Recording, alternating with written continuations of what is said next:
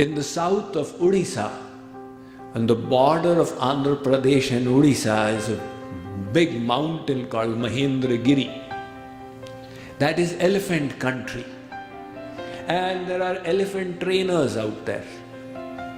Once I was passing by and I found elephants shackled with a rope tied to a peg stuck in the ground.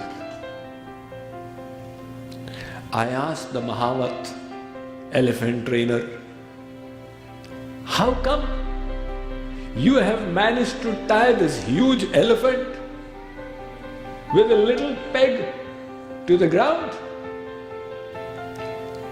He said, Swamiji, when the elephant was yet a baby, at that time it was tied with the peg. Now when it was a baby, it did not have the strength to yank the peg out, and it became conditioned. If this rope is tied to the ground, then I cannot pull it out.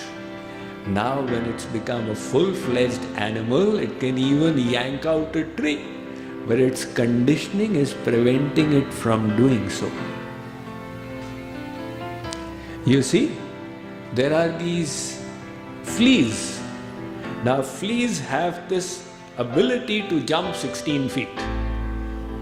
At least that's what Wikipedia claims. 16 feet. But you do an experiment. You put fleas into a tin box where they only have 1 foot space to jump. Now they will jump a few times and then they will realize that we cannot jump more than 1 foot. After that you open the lid. They will keep jumping 1 foot. They will never try to jump more than that. They have become conditioned. Similarly, our behavior becomes conditioned. You see, the mind has got its conscious aspect and its subconscious aspect. The conscious aspect is what you are aware of. And then there is the subconscious aspect of which we are not even aware. Supposing a dog scared the wits out of you when you were a 3-year-old. Now you've developed this phobia for dogs and even you don't realize why it is happening to me. But it is embedded in the subconscious. So every time a dog makes its appearance, you become scared.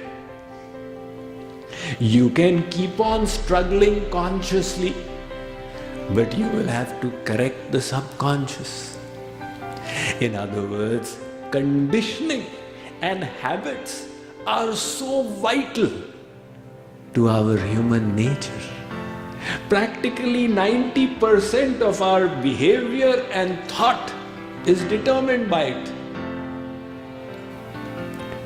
The way we think is not consciously decided at every moment.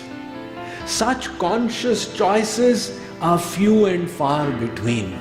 Invariably, we involuntarily respond to situations without analyzing as a result of our habits.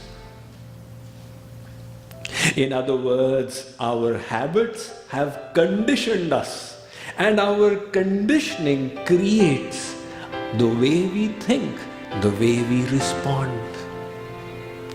If your conditioning is to be pessimistic, and you hear from Swamiji it's better to be optimistic and positive, you say, all right, now let me be optimistic and positive.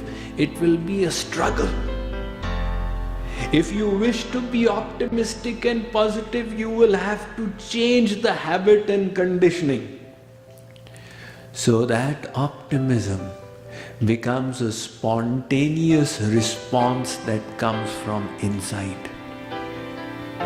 So, habits will require practice. practice is important. The knowledge we have heard, we will need to practice it.